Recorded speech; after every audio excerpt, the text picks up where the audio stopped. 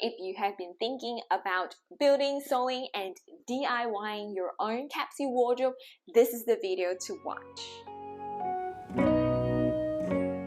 Hey everyone, welcome to my sewing and DIY channel. Spring is just around the corner and I think it's high time that I wrap up my autumn-winter capsule sewing project. So I started my autumn-winter capsule sewing project in October last year and my capsule is now complete. I have had a lot of fun wearing these pieces in the last couple of months, and today I'll be sharing my 5 key steps to the design process of planning this capsule wardrobe. So if you have been thinking about building, sewing, and DIYing your own capsule wardrobe, this is the video to watch. First of all, what is a capsule wardrobe? To put it simply, a capsule wardrobe is a little collection of clothes that's meant to be really curated, where you can pick all the pieces out and mix and match them in almost countless number of ways to get a whole month's worth of looks, or for some people even a whole season worth of looks. My autumn-winter capsule is made up of 4 tops,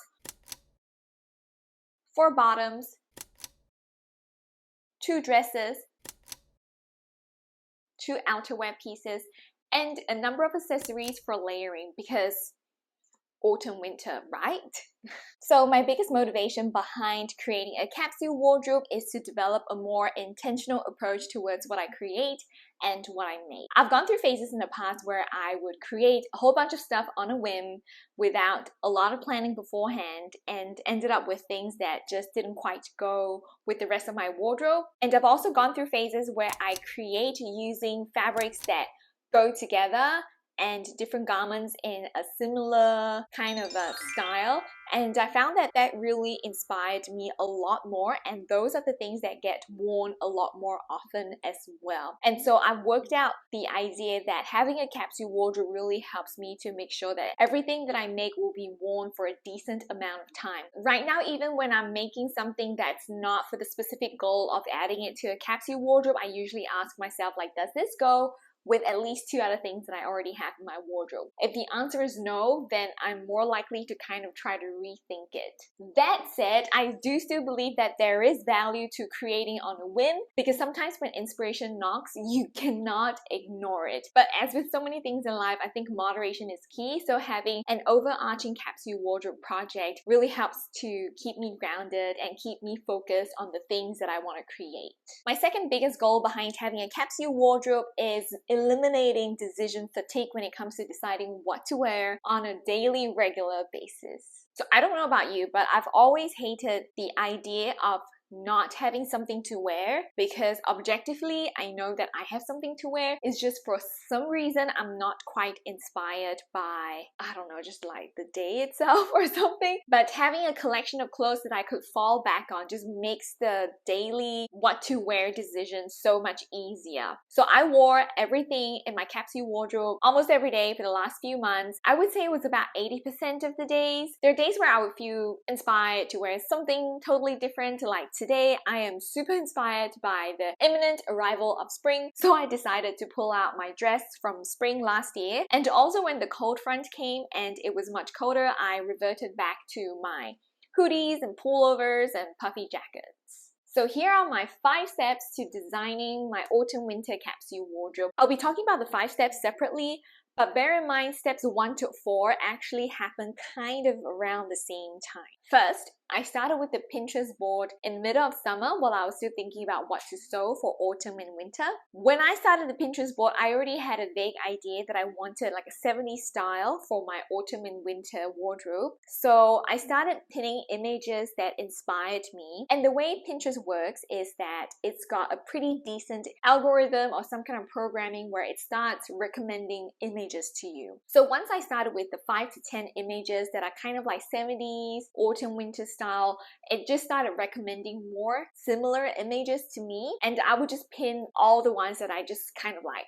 It doesn't matter if I like super like it, I just had to kind of like it, and I would pin it because the idea is to collect as many images as I could and then CVing it out later. The key here is to get a sizable amount of images for you to be inspired enough and to know the direction that you're going, but not too much that it gets too overwhelming. So once I had the decent amount of images and started processing the images and started having an idea of the direction that I wanted to go with, I pulled the pictures that inspired me the most, and then I started creating a mood board with those selected images on Canva. So basically, the mood board on Canva is a more refined version of my Pinterest board. I took about 1 week, about 5 minutes a day just pinning stuff on Pinterest, and then a day selecting the images that I really want to put on my mood board. The next step to building my autumn-winter capsule wardrobe was selecting the quote-unquote foundation pieces. Now, because the way I want to approach my capsule wardrobe is to be more mindful in the things that I make and to avoid overconsumption, I started with things that I already have in my wardrobe. So with the rough mood board in mind, I picked out pieces in my wardrobe that kind of fit the direction that I'm going for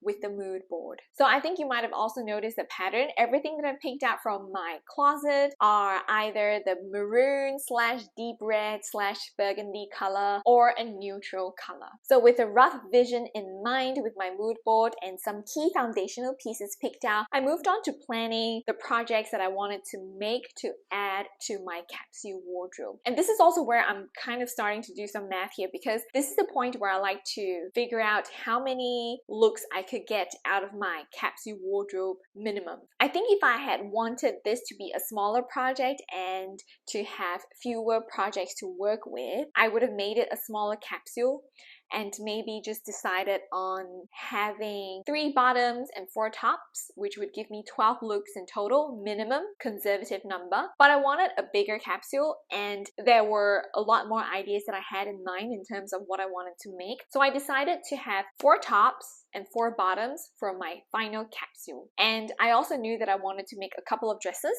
and so that means 16 plus 8, I would get 18 looks, minimum, conservative number. So if you want a smaller, more manageable project, start with smaller numbers. If you hate laundry and you don't mind sewing a little bit more, you're just super inspired, go for a bigger number. I think ideally a good rule is to have more than 14 looks, because that gives you like 2 weeks and you can really avoid doing laundry for like a whole week. Or if you're like me and you just rewear your clothes, then yeah, it's fine.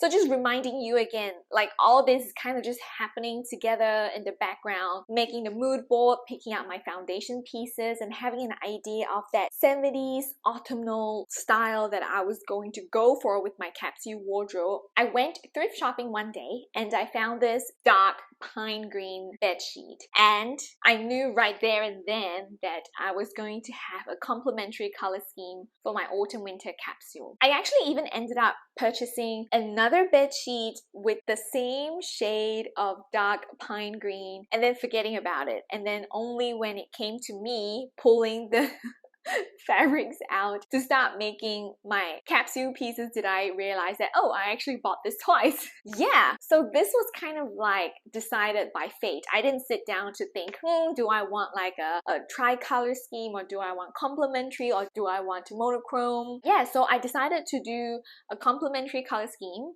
So once I had that locked in, I created a color palette with this website that I use called Coolers. Anyway, I took a screenshot and then I added that to my work in progress mood board on Canva, and the mood board was finalized. So this finalized mood board is the mood board that I referred to heavily when I went on to the next step of planning what to actually sew. So this is the part that we're all here for, right? This is the most exciting part, planning what to sew and what to make to actually create the capsule wardrobe. Now, a little side note on sewing patterns and fabrics. So around the time that I kind of finalized my mood board and kind of finalized my color palette for my capsule wardrobe, I also happened to go to an estate sale where they had a lot of fabrics on sale, and I just got fabrics that kind of aligned with the style and the colors that I was going for with my capsule wardrobe. And that's how I got all the fabrics, the thrifted bedsheet and the fabrics from the estate sale. And for the patterns, I have a pretty decent